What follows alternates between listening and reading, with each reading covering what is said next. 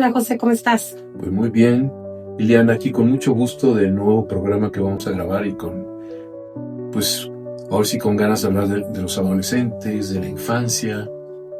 Sí, igualmente, pues esperemos que este episodio les guste mucho porque bueno, vamos a iniciar con un poema hermoso de Khalil Gibran acerca de los hijos.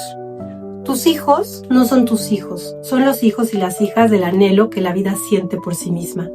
Vienen a través de ti, pero no de ti. Y aunque están contigo, no te pertenecen. Puedes darles tu amor, pero no tus pensamientos, porque ellos tienen sus propios pensamientos. Puedes albergar sus cuerpos, pero no sus almas, porque sus almas habitan en la casa del mañana, que tú no puedes visitar ni siquiera en tus sueños.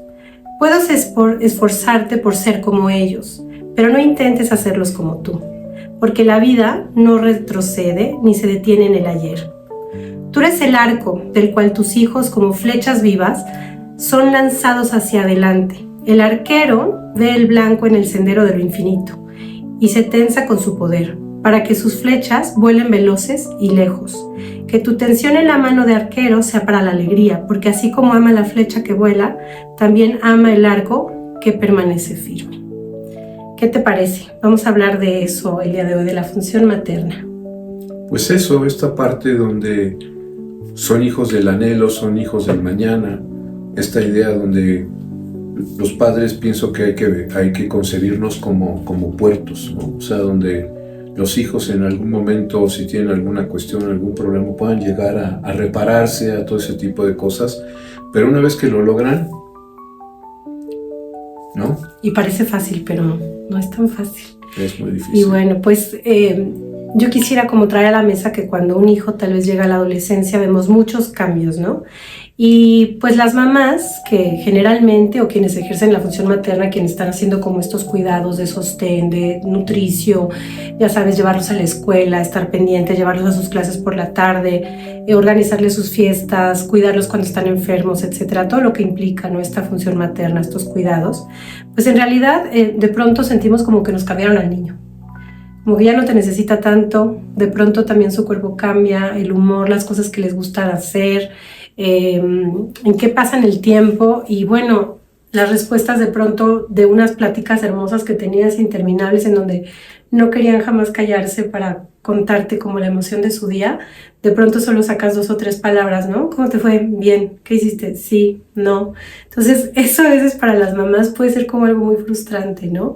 Y bueno, pues algo más que también siento que puede ser que es distinto, puede ser como las horas de sueño, vuelven a necesitar dormir muchísimo, el cuarto se desordena y es un poco como esto que tú decías, seguimos siendo un puerto, pero ahora hay que encontrar como nuevas vías como para volver a hacer ahí un conectar, un vínculo, conocerlos, yo diría hasta reconocerlos, porque van a haber como muchísimas cosas que cambian. ¿Tú qué piensas?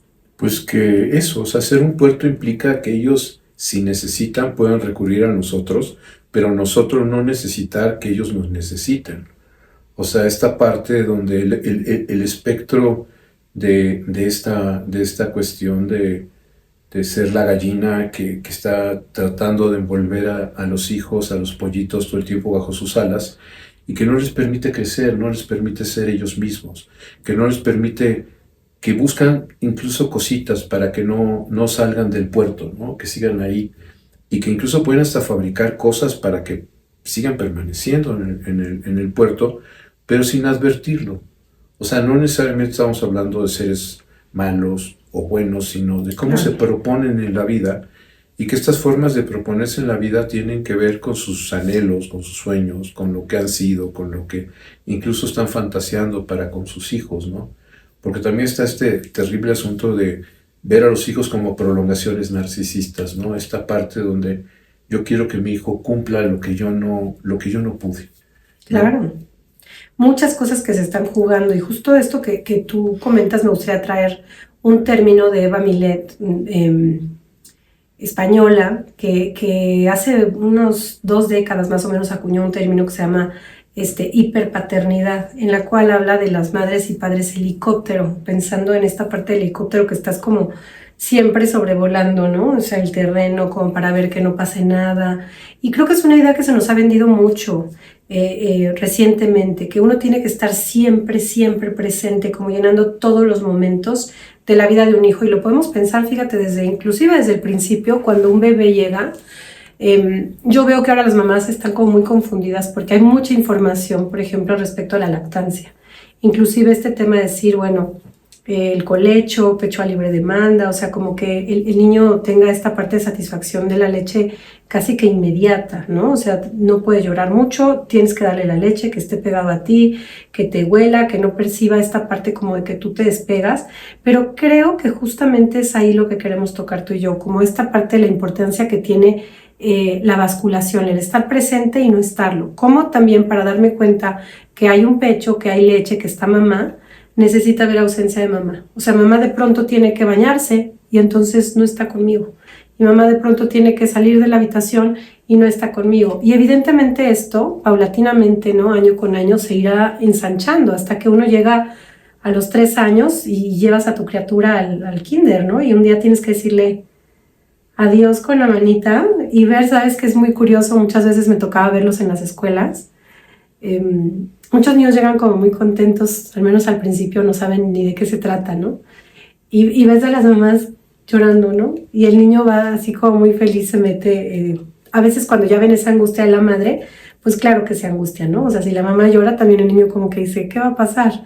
Pero como esta parte en la cual, si no percibo cuando estás y cuando no estás, esto que decía Eva Milet con estados hiperpaternidad, o sea, quiere decir que yo quiero estar encima, sobrevolando 24/7, viendo que no te falte nada, que estés calientito, que tengas todo lo que puedas necesitar. ¿Qué efecto puede tener eso, no? Para un niño, vamos a pensar, cuando estoy de ese lado del espectro, así como súper implicada, súper presente.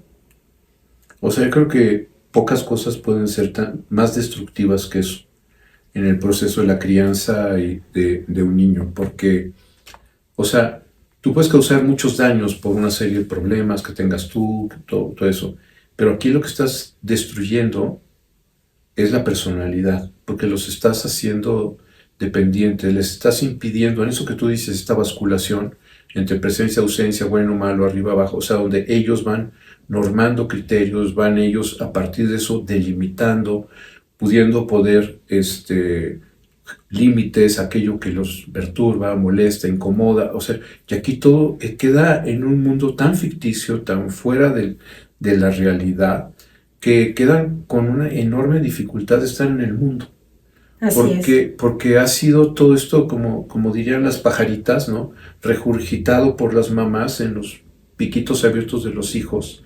Y ahí están ahí todo el tiempo regurgitando y los hijos, generación de cristal, generación de algodón, pero gente, chiquillos con una verdadera inutilidad de poder estar con lazos sociales, con poder tener la capacidad de hacer algo. Por eso, lo que me parece importante de esto, lo que estamos hablando, digamos, es esta parte de lo que destruye es la personalidad. Y eso es algo que puede ser un daño verdaderamente, puede ser incluso irreversible, ¿no? Sí, por eso para nosotros es tan importante como esta parte, como pensar la función, ¿no? Como función materna, es decir, ¿qué tenemos que hacer? ¿Qué tiene que operar ahí? ¿Para qué? Y justamente si nos situamos en esta etapa de adolescencia, todo esto que vamos así como sembrando, que se fue poniendo ahí sobre la mesa desde que nace el niño, así como va pasando los diferentes momentos de su vida, estaría pensando que es eso que puede habilitarle en la adolescencia encontrar su lugar en el mundo, ¿no? O sea, todas estas habilidades que yo pueda desarrollar de autonomía, de autocuidado, de esto que estás diciendo, de personalidad, quién soy yo, qué me gusta, no solamente ser el niño obediente o la niña obediente para que puedan quererme más, ¿no? Para que pueda yo seguir siendo este centro, sino también como esta parte en la cual yo voy descubriendo poquito a poquito qué me apasiona, ¿no? Y entonces los dejamos sin esa posibilidad. Recuerdo muchísimo en este tenor de madres helicóptero o padres helicóptero, un chiquito que estaba ya en 6º de primaria, y me acuerdo que cuando terminábamos la escuela, ellos se quedaban en esta escuela, tenía horario extendido y tenían talleres, entonces pues muchos de ellos se iban al comedor y luego hacían algún deporte. y él hacía básquetbol. Me daba mucha risa porque bajábamos todos como grupo y entonces la mamá ya lo estaba esperando en el vestíbulo de la escuela y todos los demás niños simplemente bajaban sus cosas, se iban al comedor solitos, regresaban, iban a sus talleres. A este niño la mamá lo esperaba a la salida y en el vestíbulo de la escuela le cambiaba los zapatos, el uniforme, por los tenis, porque ella decía que él no se sabía abrochar los tenis, entonces venía 2 horas antes de que fuera su hora de salida de sus talleres para poder ponerle los tenis al hijo, ¿no? Imagínate esa escena sentado en el pasillo abrochándosela y todos sus compañeros viendo.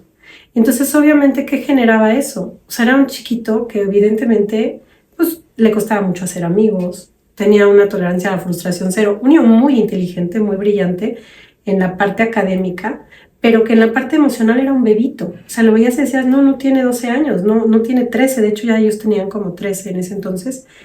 Y a mí me llamaba mucho la atención la sobreprotección de esta mujer, ¿no? O sea, esta necesidad de ser necesitada.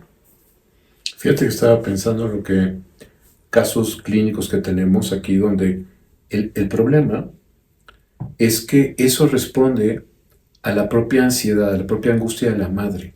O sea, esta parte donde ellas no soportan, digamos, que el niño pueda llorar, que el niño pueda tropezarse, o sea, es un problema de ellas, no del niño. Claro. O sea, los niños necesitan, ahora sí que decimos la forja, ¿no? La forja del carácter, y la forja implica esta condición donde el niño tiene que estar, como dices tú, o sea, en esta confrontación con la realidad del mundo, con las cosas, o sea, desde luego, intermediado en la medida posible de los padres, y además administrado por las diferentes edades, porque no se es el mismo padre de un bebé que de un niño, que de un adolescente. O sea, entonces esas formas de procurarse como padres, pero donde a mí en el consultorio me ha pasado, es que sabe que doctor, es que yo le digo que no, pero no me hace caso. Y tú dices, sí, o sea, no, o sea, señora, o sea, ¿cómo? ¿No? Esta parte, y donde es que no lo he oído llorar, doctor, no lo he oído llorar, y es que usted mismo, yo les aseguro que usted haría, y es decir, no,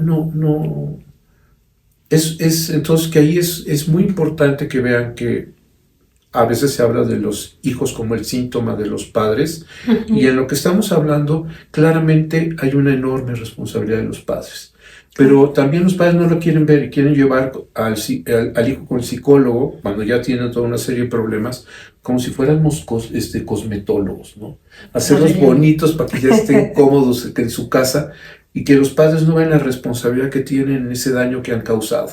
Claro. Entonces es importantísimo en este tema que los padres puedan ver su responsabilidad y que vean que hay que hacer equipos, o sea, si ven que hay problemas en el hijo, hay que hacer equipos, hay que trabajar con el psicólogo, pero también, con el niño, pero también ellos tienen que darse cuenta de sus, digamos, lo que dicen, sus puntos ciegos, ¿no? Esta ceguera taller de estar ellos metidos con eso, todos tienen la distancia como para ver por qué todos esos tropiezos han generado ese malestar. Claro, y fíjate, siguiendo con esta parte en la que cuando tú intentas dar algo antes de que te lo pidan, que es este tema de la sobreprotección, le quitas la posibilidad al chavito de darse cuenta cuando necesita algo, qué necesita, o inclusive como este primer momento en el que es importantísimo que un niño pueda decir, a ver, ¿cómo resuelvo mi problema? Por ejemplo, inclusive este niño que te decía, quizá no me sea amarrar las agujetas, puede ser que ahí algo pasa y sigo sin amarrármelas. Igual le digo a un compañero, oye, ¿me ayudas? ¿Me amarras las agujetas? O a mi maestra, o no sé, a alguien, ¿no? Pero al final no es necesario eso y le quito. Yo quisiera esto, que las mamás pudiéramos ver y los papás pudiéramos pensar que no es darles algo, sino es quitarles algo, es quitarles la posibilidad de hacer algo por ellos mismos. Y ahí me parece que esto es importante que lo pensemos, porque llega la adolescencia, entonces nos sorprendemos. O sea, ¿qué pasa con este adolescente que no puede organizarse en secundaria, con todas estas materias escolares, que no sabe ni apuntar la tarea? O sea, pero creo que eso no es que de momento en la adolescencia te cambian al hijo. O sea, el hijo va obviamente caminando escalonadamente ciertas cuestiones que le van dando herramientas para poder con lo que sigue, ¿no? Pero si no me permites intentar, no voy a poder con lo que sigue. Si no le estás dando herramientas. Exactamente, justo sería como esa parte de las herramientas, ¿no? Y ahora llega la adolescencia y empieza como este duelo, porque tal vez tampoco ya me vas a dejar sobreprotegerte tanto, ¿no? Y una serie de cosas que se pueden dar, evidentemente ya lo tocaremos en otros programas, pero me parece que ahí se va a dar mucho el tema de haberlo dejado a la intemperie. O sea, va a ser un chico con pocos recursos para poder gestionar la socialización, que evidentemente ya en secundaria y en preparatoria, pues los chicos están más libres, ¿no? Ya no va a haber una maestra de grupo que está contigo todo el día, sino van a haber muchos maestros que no van a estar tan al pendiente como estuvo el maestro de primaria, por ejemplo, o de preescolar, porque ya es el momento, ya se supone que puedes como gestionar un poco eso y también resolver algunos conflictos del día a día, ¿no? Y bueno, pensemos ahora el caso opuesto, cuando hay una total indiferencia, ¿no? Por los hijos. Vamos a pensar también que yo pueda decir, no, es que yo quiero que sean como súper libres, ellos que vayan haciendo las cosas, ahí solitos como que se vayan haciendo todo, y hay una ausencia. Vamos a pensar que en lugar de que esté toda esta parte de la presencia ahí plena o todo el tiempo constante, yo me ausento, yo estoy en el otro polo. Y fíjate que ahí hay un tema que está muy de moda ahora y me parece importante porque desconocen un siglo de investigaciones. Pero el tema es que es esto que está en las redes sociales y las redes sociales pues pueden escribir cualquier persona, tenga o no información, y eso de repente va generando ahora sí que una serie de opiniones, estilos y cosas. Por ejemplo, hay una forma de pensar en los niños como entes biológicos. Entonces se nace puedes tener pene, pero naces siendo niña. O tienes vagina y naces siendo niño.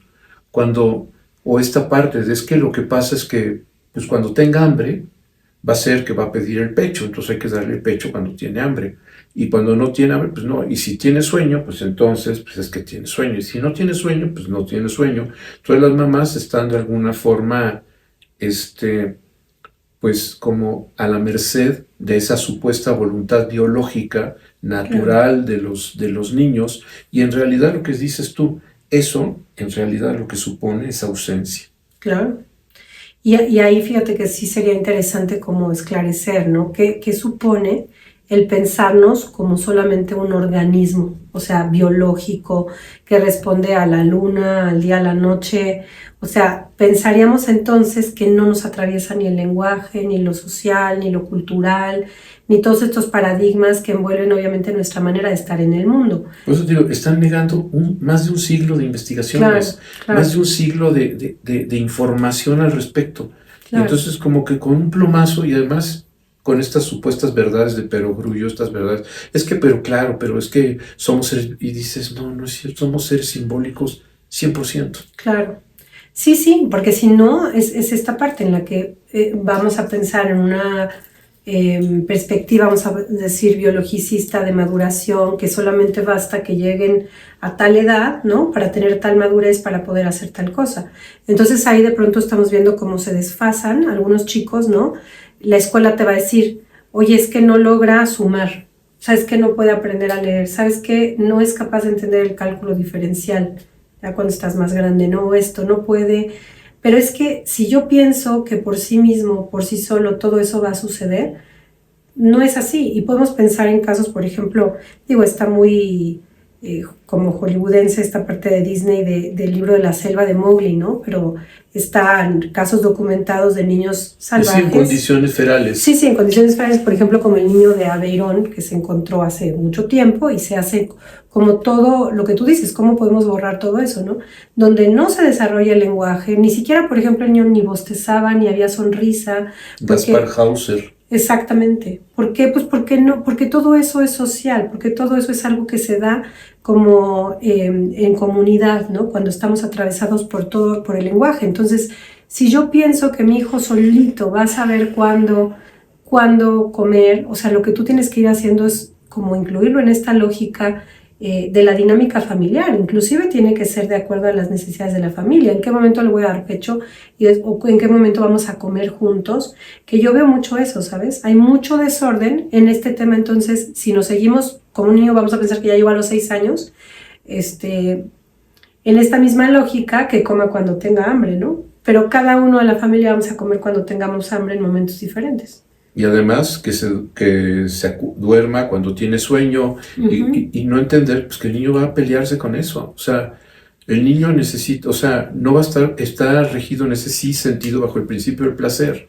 Y eso no significa que entienda qué es lo mejor para él. Claro. O qué es cuáles son los principios superiores que pueden ayudarlo a normar una serie de cuestiones. Porque lo que tú estás diciendo, no hay delimitaciones. No puede sentarse a estudiar porque para poderse sentar a estudiar tiene que aprender a parcelar el tiempo, hacer pequeñas parcelas para habitar el tiempo. Si no haces eso, no puedes habitar el tiempo. No puedes estar ahí estudiando, no puedes estar ahí. Entonces, si va a estar en el cine, va a estar ahí en el cine, pero va a querer salir jugando, pero va a querer estar con el celular, pero va a querer estar con el juego, pero va a salir a comer, pero va a querer salir a correr. O sea, esa de generar parcelas, de generar delimitaciones, son los espacios simbólicos que nos permiten habitar el mundo. Claro. Y es tiempo, espacio, y eso que tú dices, o sea, más importante, menos importante, son criterios que no vienen de fábrica. Exacto. Fíjate que seguramente te pasa en la consulta lo mismo, tengo ahora muchos adolescentes que la demanda es esto como súper desestructurado, ¿sabes? Porque finalmente vamos a pensar que yo ya tengo que llegar a las 7:30 de la mañana a la escuela. ¿Sabes cuándo se va a despertar ese adolescente solo? Entonces es una lucha, porque como no hubo este establecimiento, lo que tú estás diciendo, como de una rutina clara, un hábito, una hora que no norma el niño, la norma el adulto, es parte de la función materna también, o función paterna inclusive como ayudándonos. ¿En qué momento se duerme? ¿En qué momento te despiertas? ¿Cuándo comemos? ¿En dónde comemos? Yo pregunto mucho eso cuando llegan, o sea, ¿comen sentados? ¿Comen frente a un televisor? ¿Frente a cada quien con un teléfono? ¿O hay un diálogo en la mesa cuando están comiendo? O sea, todo eso que pareciera no tener importancia, pero es muy importante, porque como tú lo estás diciendo, se aprende, ya no viene de fábrica, no es algo innato, no es algo biológico, no es algo hereditario en mis genes, en mi genética viene, que nos sentamos, conversamos, eso se aprende. Y eso obviamente lo vamos a ver reflejado en el salón de clases. Tú te das cuenta perfectamente desde la primaria cuando un niño no tiene hábitos, ¿no? O este chiquito que llega tan cansado, ¿no? Hay adolescentes que llegan súper cansados, porque obviamente con esta política de yo te dejo hacer lo que tú quieras, porque te respeto, se duermen a las 2, 3 de la mañana. Y entonces, obviamente, a las 7:30 de la mañana que están en una clase, pues están dormidos sobre la banca. Están de mal humor, están irritables, evidentemente no aprendo, pero es como toda una serie de consecuencias al no ejercer lo que nosotros queremos como aquí clarificar un poco como la función materna.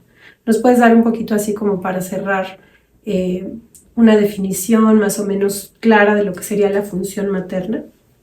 Es que se habla mucho del holding, del soporte, de la idea de que, o sea, los niños son arrojados, o sea, al mundo, pero el mundo de los padres en este sentido, o sea, no es el mundo no existe, o sea, todo el mundo es subjetivado.